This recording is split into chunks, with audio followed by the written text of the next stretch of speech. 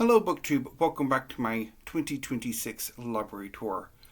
Today I'm starting a new bookcase, and the first author is the German poet Grunbein.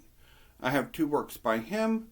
First is Porcelain, Poem on the Downfall of My City, translated from the German by Karen Lieder.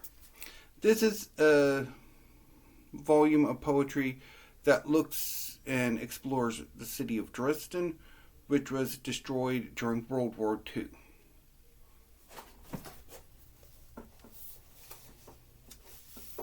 I also have a more recent collection, Psyche Running, Selected Poems 2005 to 2022, also translated from the German by Karen Lieder. Both volumes are published by Siegel Press, and distributed by the University of Chicago Press.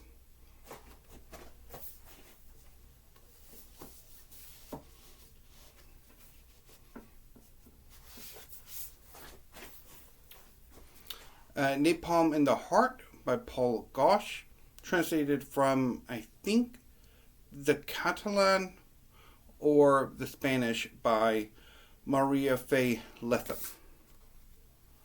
So this is a novel that I recently added to my collection, and haven't gotten around to it yet.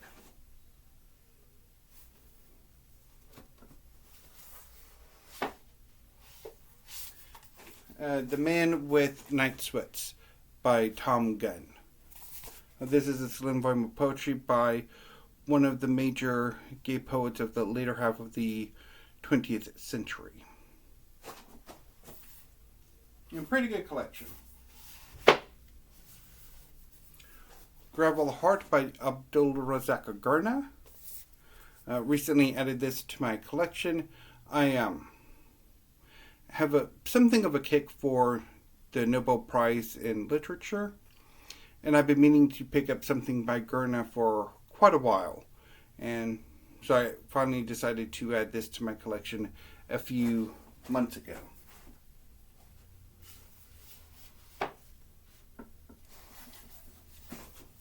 Next is the works of H. Rider Haggard in its old omnibus edition. It includes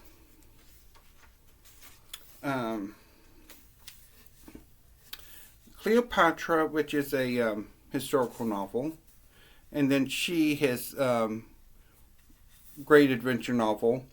His other great adventure novel is, of course, King Solomon's Mines. And the sequel, Alan Quatermain, is also in here.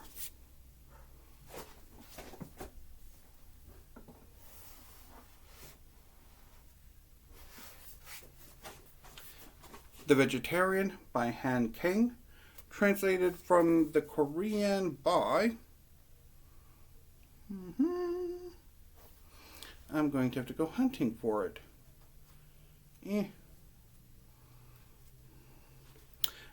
Deborah Smith. So just recently added this to my collection, and I've been wanting to read Han Kang for a while.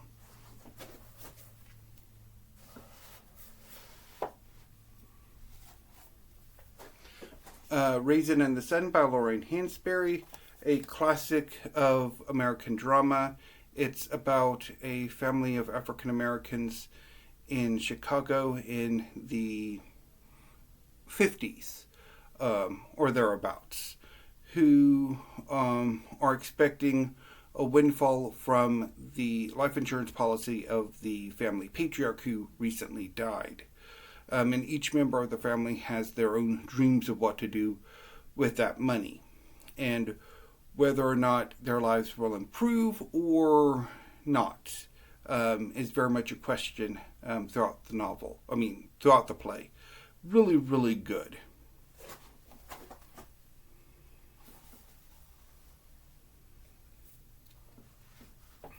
The next two are by Myron Hardy, Radioactive Starlings. This is one of his collections from the Princeton series of contemporary poets. Hardy has other work published from other publishers, including, I think, the University of Chicago Press. But this is a really great collection.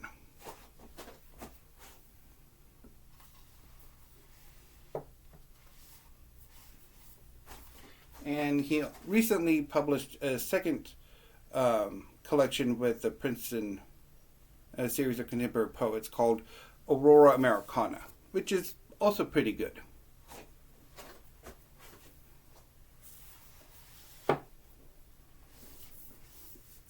For a long time, my collection had a shortage of Victorian literature. It's still, I've gone some ways to correcting that, but it's not, there's still a shortage.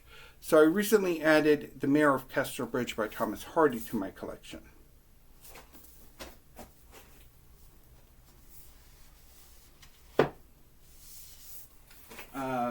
Next is another volume of poetry, Time and Materials, Poems 1997 to 2005 by Robert Haas. This won the Pulitzer, the Pulitzer Prize and the National Book Award. Fantastic collection of poetry. It's been a while since I last read it, though, but it is fantastic.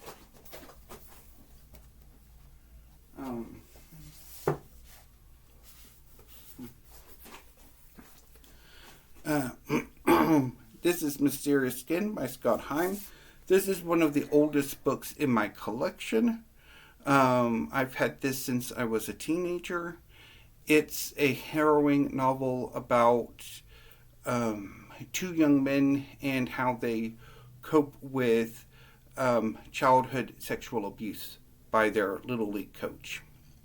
One of them becomes a male prostitute, and the other one believes that he rewrote these experiences as an alien abduction and becomes obsessed with alien abductions. I've had this novel for since I was a teenager, and I have bled over the novel, quite literally. So yeah, it's been a while since I last reread it, and it very, very much is a first novel written by an MFA major or a creative writing major. But I might come back to this sometime.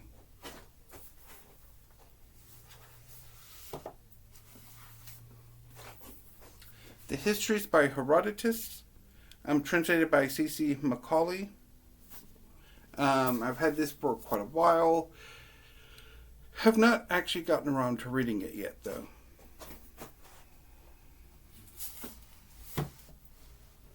Next is Hesiod, translated by Richard Lattimore. This is an omnibus that includes The Works and Days, the Theogony, which is my favorite work of his, and the Shield of Heracles. And I picked this up from a little bookstore at San Francisco State University. So at the time that I went there, there was a little, I guess you could say it was like a charity bookstore or something, where there's like a room and they just had it filled with books, and you could go in and buy some books.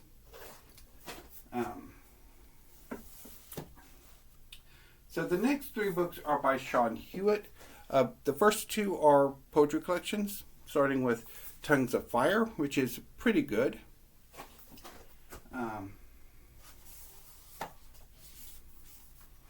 I also rather like his other collection I have, Rupture's Road.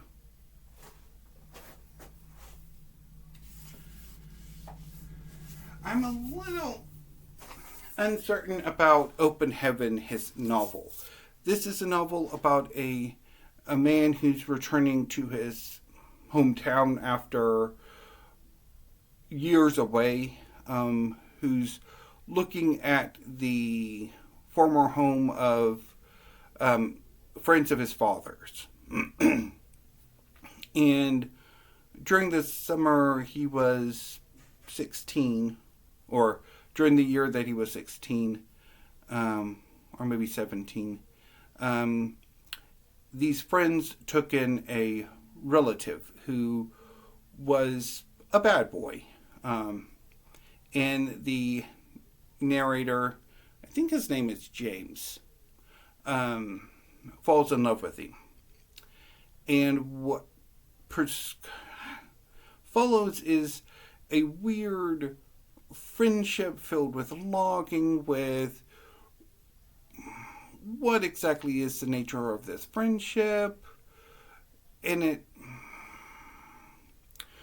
while it's all very poetic, and I think the world building, the setting is wonderfully realized, and even some scenes, it all ends very disappointingly, especially realizing that this relationship has had a long lasting toxic influence on the narrator. So I'm not sure what to make of this. So the next two are poetry collections by Tony Hoagland. First is Donkey Gospel, which won the James Laughlin Award. Pretty good collection. I think this was the first of his that I read, and I really liked it.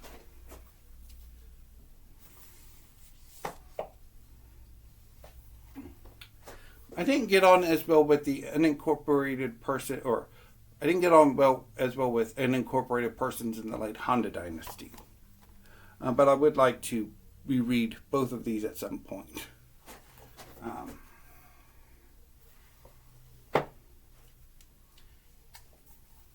Next is an excellent Australian poetry collection, The Jaguar by Sarah Holland Batt.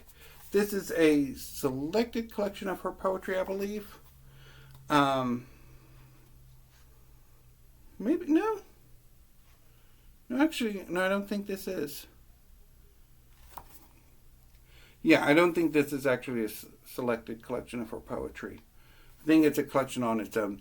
It is fantastic. It won the Stella Prize about 2 years ago. And I picked it up from Blackwell's a year or so ago, and I love this collection. Really would like to reread it.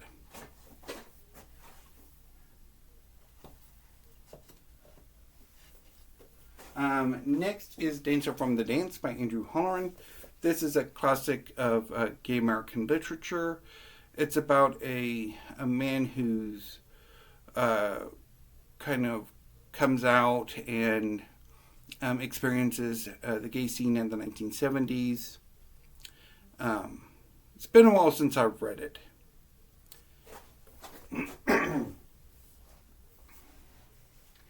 So the next batch of books are all by Alan Hollinghurst, with which I have a complicated reading relationship. So his first novel is The Swimming Pool Library. This is about a rather wealthy young gay man named Will Beckwith in the early 1980s. He basically spends his summer working out and having sex. One day he saves the life of an elderly gay aristocrat named Lord Nantwich. And what follows is something of a friendship, a mentorship, an attempt to give Beckwith more meaning to his life than just having copious amounts of sex with rather attractive young men. And what then follows is a crash course in 20th century gay history and gay history in London itself. Really, really good novel. Although it seems like every other time I read the novel, I love it or fairly quickly lose my patience with it. I don't know why.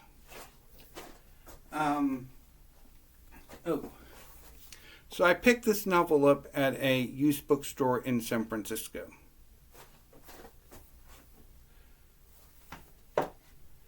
So his second novel is The Folding Star, which was a finalist for the 1994 Booker Prize and was, I think, won the James Tate Memorial Prize. So this novel takes place in the early 1990s, and it's about a 30-something gay man named Edward Manners who has moved to a small city in Belgium to take up freelance work as an English tutor. Although over the course of the novel he takes on other jobs as well. He has 2 students and becomes involved in both of their lives.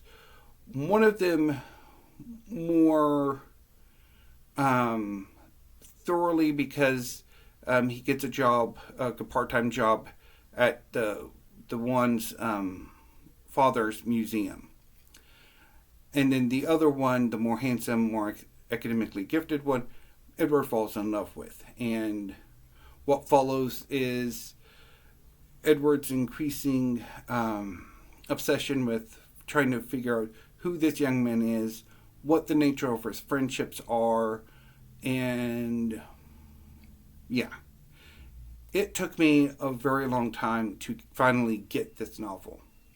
I picked this up in San Francisco at a gay bookstore, and I tried it sometime around there, so it would have been about 19 years ago, did not get on with it.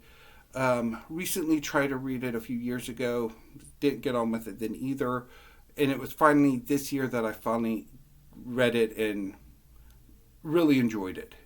This is a really good novel.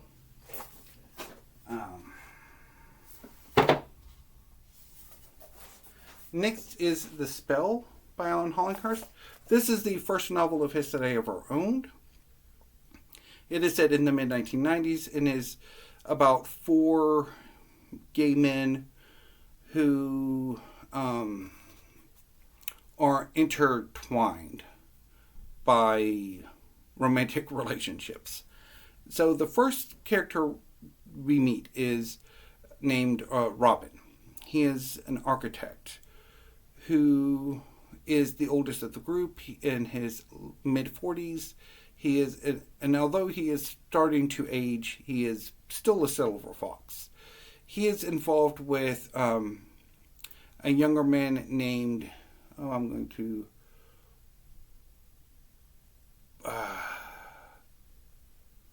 Justin, who is a failed actor, and he's living off of his father's inheritance.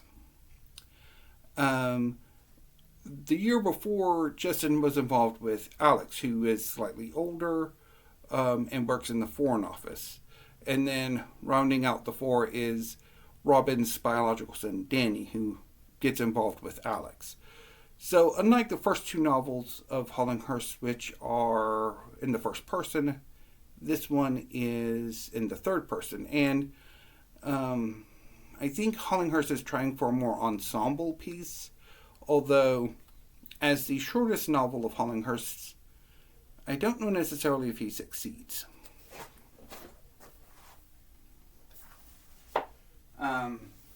But it is still pretty good. So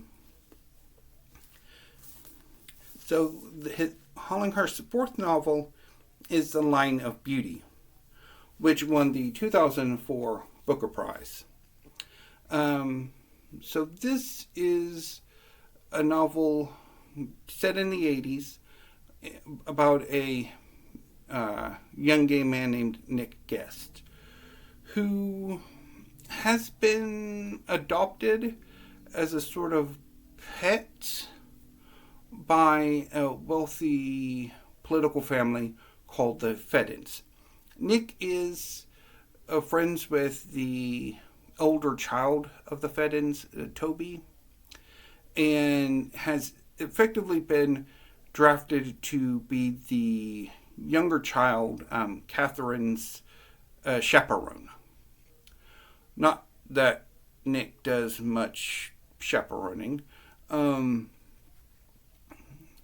it's basically about the intersection of wealth and class. And I have struggled with this novel for years, and that struggle continues. I tried to read it this past weekend and did not get on with it. So I don't know if that's a sign that I probably need to take a break from Hollinghurst and come back to the Line of Beauty maybe in December, or what. I need to think a bit about that, and I will report back for weekly reads. So yeah, and this novel is in the, and while the sole focus is on Nick, the perspective is third person, rather than first person.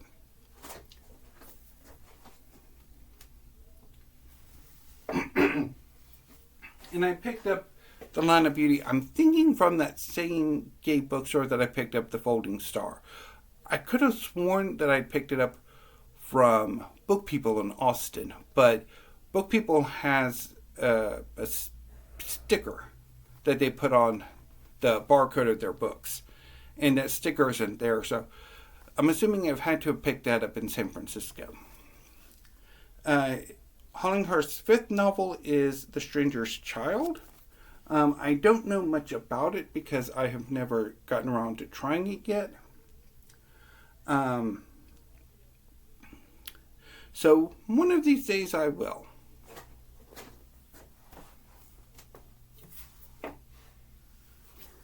Hollinghurst's sixth novel is The Sparsholt Affair. This one is about a man over the course, his family over the course of several generations, from his time as a university student to later in life. I have not gotten into this novel yet, and I picked up this copy from Powell's. Hollinghurst's most recent novel is Our Evenings, which came out about 2 years ago. And I picked it up again from Powell's. This one is about an aging actor who reminisces about his youth and his connection to a wealthy upper-class family whose son has grown up to be a nut job. Have not gotten around to reading this novel yet either.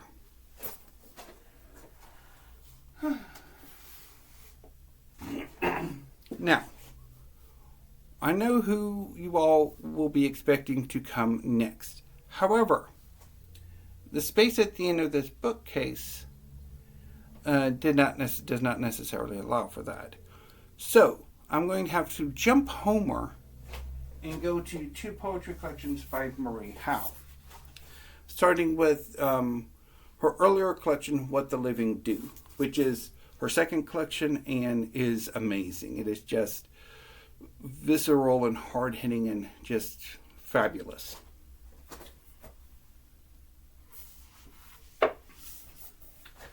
Her most recent collection is New and Selected Poems, which won last year's Pulitzer Prize in Poetry, and it is quite good. So, tomorrow I will be jumping back to Homer, because Homer will lead off the second shelf of this bookcase. And I will explain a bit more of why that happened tomorrow. So until then, BookTube, thank you. Have a great rest of your morning and day, and I will see you tomorrow with another installment of my 2026 library tour. And hopefully I will remember to drink a bit more water before starting this, so I don't end up having to gargle or whatever the hell that is. Anyway, until next time, BookTube.